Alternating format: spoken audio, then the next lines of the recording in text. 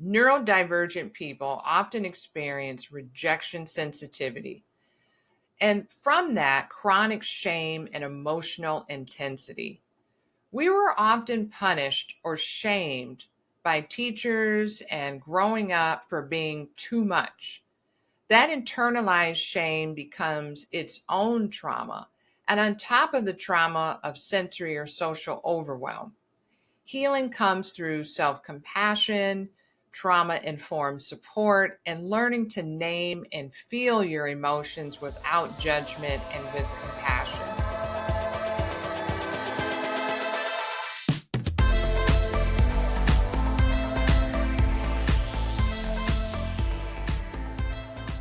Have you ever felt like your brain just doesn't work the way others expect it to? You may feel too sensitive, too emotional, too intense, or constantly overwhelmed by sounds, people, tasks, or even your own thoughts. You've tried to be more organized, less emotional, more focused, more normal, but no matter how hard you push, you just burn out. What if I told you the problem isn't you and you aren't broken? It's the way the world misunderstands you. And even better, what if I told you there's a whole body way to work with your neurodivergent brain, not against it? That's what we're diving into today. Well, welcome to the Butterfly Event podcast where mind meets body and healing begins. I'm Heather Hewett, a board certified naturopath, clinical nutritionist, and somatic trauma therapy certified. And I specialize in helping neurodivergent and highly sensitive people find clarity, connection, and calm through the power of holistic health. Today's episode is called Neurodivergence, a Holistic Guide. And whether you've been formally diagnosed with ADHD, autism, or simply know in your bones that you experience the world differently, this episode is for you.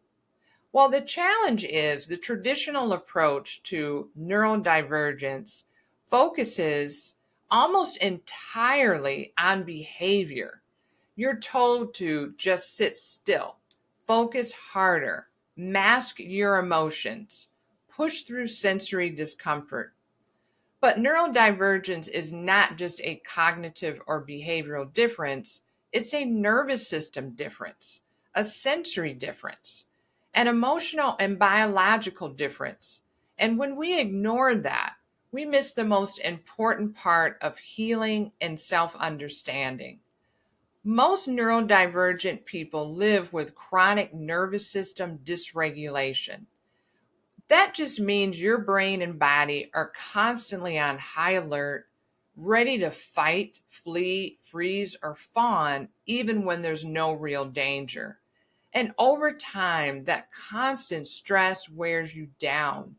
It causes anxiety, fatigue, brain fog, burnout, even autoimmunity. But here's the good news. Your body can heal. Your brain can change. And you can learn to support yourself fully and holistically. Well, let's explore the 5 roots of holistic neurodivergent support. These are important. We're going to explore these together. Number 1, the nervous system.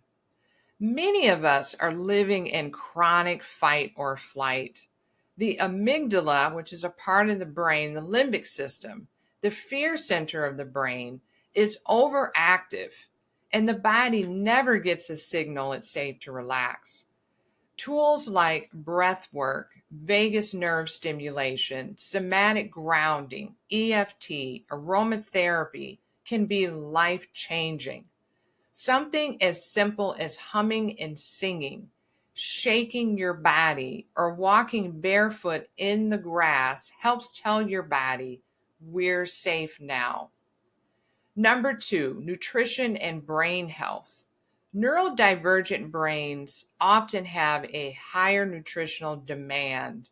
We often see deficiencies in certain vitamins and minerals, and it can impact focus, mood, and emotional regulation. Then there's blood sugar swings, which can mimic mood disorders.